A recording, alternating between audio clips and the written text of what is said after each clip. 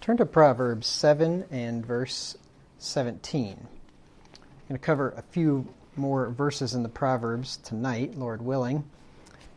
We're still talking about the strange woman, and last time you'll remember she began to speak to the young man, and she was telling him about her bed. And she said there in verse 16, I've decked my bed with coverings of tapestry, with carved works, with fine linen of Egypt. And now she says in verse 17, I have perfumed my bed with myrrh, aloes, and cinnamon. So let's look at that first part there. I've perfumed my bed.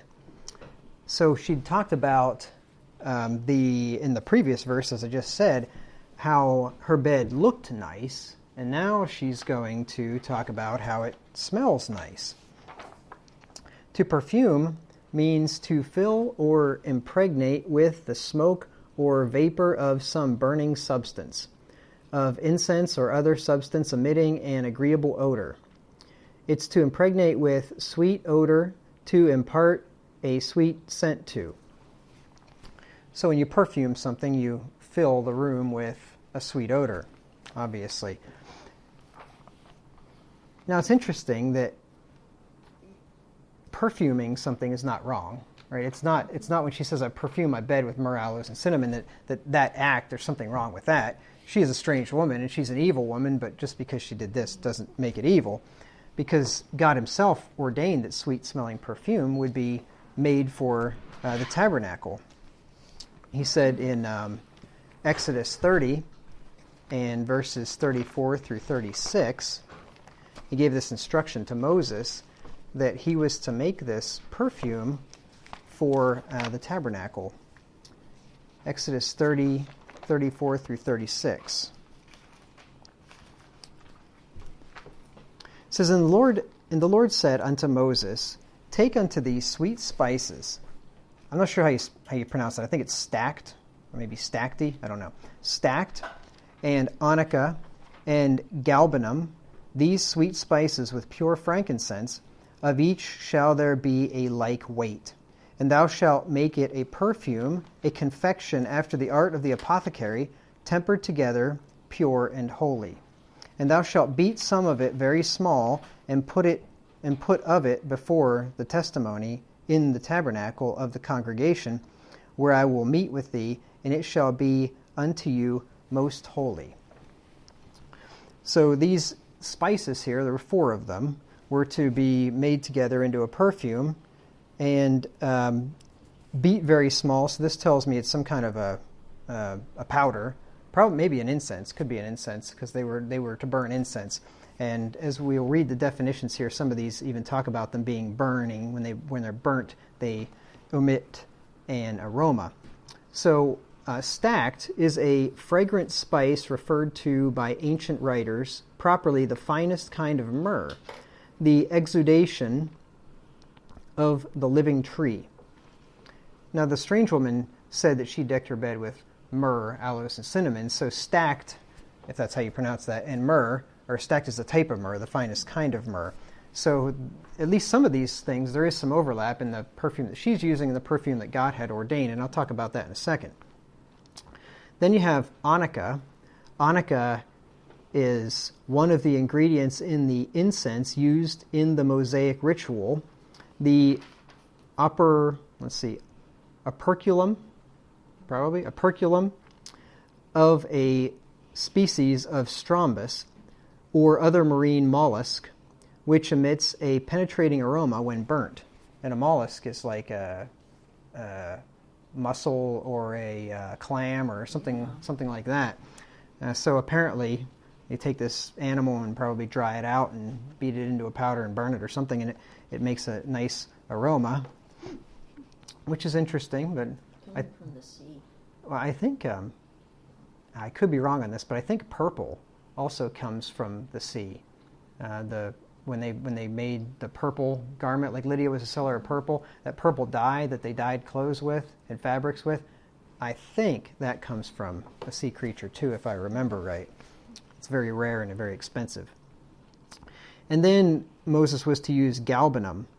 Galbanum is a gum resin obtained from certain Persian species of ferula especially from galbaniflua and rubricalis. Now, I knew galbanum came from galbaniflua. I didn't know about rubricalis. But actually, I'm just making that up. I'd never heard of any of those words prior to looking them up in the dictionary. But I want you to notice that was a resin. So galbanum is a resin, and we'll have reason to make reference to that again here in a second. And then we have frankincense. This is the fourth spice that Moses was to make this perfume for the tabernacle for. Frankincense is an aromatic gum resin yielded by trees of the genus Boswellia, used for burning as incense. Oblabanum, occasionally the smoke from the same. We're all familiar with frankincense. If not personally familiar, we've all heard of it because, why have we heard of it? Christmas. Yes, because the wise men brought to Christ myrrh, frankincense, and gold. Yes, frankincense is also a essential oil, and quite costly, and people use it. They use it today for various things. I don't know if I've ever smelled it or not. Yes. I can't. Have I? Okay. Did I like it? No. Okay. I can't remember even smelling it. So in the bathroom. It must not have made a good impression on me. I have some at home, and I use it. It looks like a little tiny rock. Oh. And you heat it over a candle flame, and it doesn't actually burn, but it turns black. Mm. And I love the smell of it, and it seems to help my sinuses. Oh, that's interesting. Now, it's possible, I can't prove this, but it's possible the strange woman might very well have been trying to sanctify her filthy bed by perfuming it in imitation of the perfuming of the tabernacle of old. Because after all, she is a religious woman, right? She has peace offerings with her. This day she'd paid her vows. Now, she wasn't using the same ingredients as Moses, not all of them anyway, but she was using myrrh and aloes are resins, so there is some similarity, and I'll define aloe here in a minute and show you that it's a resin, and some of these other things that Moses was using were resins as well. So there was a little bit of similarity there anyway. If she was trying to imitate what Moses was supposed to do in the temple, then she's going to be in bigger trouble than she's already in, because if you look in verse 37, if you didn't turn from it, in Exodus 30 and verses 37 and 38, the Lord continues here. He says, "And as for the perfume which thou shalt make, ye shall not make to yourselves according to the composition thereof. It shall be unto thee holy for the Lord. Whosoever shall make like unto that, to smell thereto, shall even be cut off from his people." And we know being cut off from his people means to be killed or put to death. So that was a serious offense. That was a big deal. You didn't look up the ingredients that Moses used to make his perfume and make your wife some, because you're going to be put to death for that. The Lord, He likes the holy and the profane kept separate. You don't use holy things for profane things. Profane meaning non-religious. Now, smells have a strong effect on a man's mood, or in people's moods in general. And it is true that perfume rejoices the heart. If you look in Proverbs 27 and verse 9. Certain perfumes rejoice the heart anyway. Certain perfumes are offensive to the nose, at least to my nose. And especially when they're put on way too heavily. There's, I'm sure we've all probably walked within 100 yards of a woman where we thought we had to have a gas mask on if you were downwind from her. Or a man, for that matter. Men are just as guilty of it sometimes. I've seen men just pile it on. Like, I don't know who they're trying to attract. Because I get allergic reactions to them. I had to work once. Oh, yeah. He came in wearing such... Oh, yeah. Like, my eyes were swollen shut by the time really? I got home. Oh, my. Yeah. But don't you think that back then, these were so much more wholesome and real? And this stuff that everybody's, sneezing and getting stuffed up from now is just because it's the junk we have now. Yeah. No, I bet this stuff was really very smeller friendly. Yeah. Yeah, that probably is the case. And it would have been extremely expensive, so you weren't putting 10 pumps on, and probably not anyway. But in Proverbs 27 and verse 9, It says, ointment and perfume rejoice the heart, so doth the sweetness of a man's friend by hearty counsel. Ointment and perfume they both put off a nice aroma, a nice odor, and they do make people happy. So this is probably why why the woman is trying to use this to entice the young man, because there is something about a good-smelling woman. Then she says she has perfumed her bed with myrrh, aloes, and cinnamon. So let's look at those three things. Myrrh, aloes, and cinnamon. These are all spices which women use to attract men, and I can actually prove this to you in the Bible. Look at Song of Solomon 4 and verse 14. And of course, there's nothing wrong with a woman using these spices to attract a man, if it's her husband, or if she's single and he's single, or something like that. The problem is not the spices that are used, it is who is using them for whom. That's the problem. And that's the case usually with most things in the Bible. It's not normally what is done, it's who is doing it and to whom it is being done. What the purpose of the person is. And what the motivation is, yes, that also comes into play. Sorry about that. There we go. I just killed an ant and then flicked it onto her Bible, so instead of mine. Okay, anyway. Song of Solomon 4:14.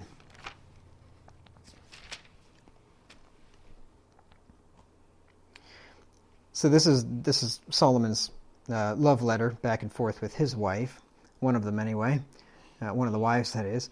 And so then this is speaking of her. Spikenard and saffron, calamus and cinnamon, and all the trees of frankincense, myrrh and aloes, with all the chief spices. So this is what his wife is perfuming herself with. And if you'll notice, all of the things that the strange woman is using, she's using myrrh, aloes, and cinnamon, and other ones as well. So myrrh is a gum resin produced by several species of, I'm just going to skip those. It is myrrh, used for perfumery and as an ingredient in incense. Also medicinal uses, in medicinal use is the tincture made from this.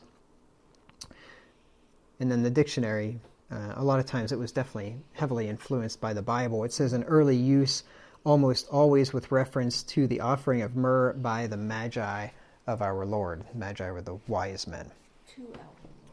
To our Lord, yes. Myrrh, aloes, and cinnamon. Aloe is not like aloe vera plant. That's what I normally think of when I think of aloe, but that's not what aloe is here. Aloe is the fragrant resin or wood of the agaloc, derived from species of 2 East Indian genera. And then it gives us a couple of scientific words there, naming those 2 species. So this is actually a type of, apparently, tree, comes from a tree, comes from wood, so probably not the aloe plant that we think of. And then cinnamon. Cinnamon is the inner bark of an East India tree, dried in the sun in rolls or quills, we've all seen those before, and used as a spice. It is of a characteristic yellowish brown color, brittle, fragrant, and aromatic, and acts as a carminative and restorative. So this one is edible and fragrant. What's the medicinal? Well, no, where you can smell it. Fragrant. Edible, fragrant. There's another word I was thinking of. Potent. No. Arable. Arable would be the ear. Visible is the eye.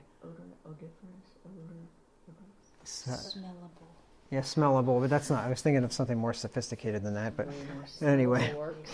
But, so anyway, you can eat it or smell it, is what I was trying to say. Now, myrrh is a perfuming spice that's fit for kings. So this is some pretty special stuff. If you look in Song of Solomon 3, 6 through 7, this is speaking of King Solomon here. It says, "Who is this that cometh out of the wilderness, like pillars of smoke, perfumed with myrrh and frankincense, with all powders of the merchant. Behold his bed, which is Solomon's. 80 valiant men are about it, of the valiant of Israel. So Solomon's bed probably smelled like myrrh because he smelled like myrrh. He perfumed himself with myrrh, and wouldn't surprise me if he perfumed his bed with it as well. Nothing wrong with perfuming your bed with myrrh. Just this woman's up to some evil designs doing it. Look in Matthew 2, verse 2. Myrrh is a spice suitable for kings. This is why the wise men gave it to our Lord, who was the King of the Jews, the King of kings and Lord of lords. Matthew 2 and verse 2, saying, Where is he that is born King of the Jews? For we have seen his star in the east and are come to worship him. And here's what they bring to him in verse 11. And when they were come into the house, they saw the young child with Mary his mother, and fell down and worshipped him. And when they had opened their treasures, they presented unto him gifts, gold and frankincense and myrrh. So this would have been a very costly perfume, I assume. Gold certainly is costly, and frankincense, and I assume myrrh is the same way, fit for a king. So these are expensive spices, and they would help to deceive the young man into thinking that this woman's not a trashy, cheap woman, but an affluent woman of means. Because after all, she's got myrrh, aloes, and cinnamon that she's perfumed her bed with, and it's carved up. It's got this really, nice, ornate bedposts that have all this, skillfully crafted carvings on them, and it's adorned with tapestry and carved works and fine linen of Egypt and all these things. She really is making herself look like she is a classy woman. He apparently doesn't know otherwise yet, but he should be figuring it out very quickly. Now, I mentioned this last time, but there's actually some whores. If you turn to Ezekiel 16:31, some of them actually try to buy men with gifts, or in this case, luxurious accommodations. I've read it to you last time, but I'll read it to you again. Ezekiel 16, verses 31 through 33.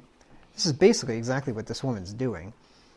In that thou buildest thine eminent place in the head of every way, and makest thine high place in every street, and hast not been an harlot, in that thou scornest hire. She's not asking to get paid.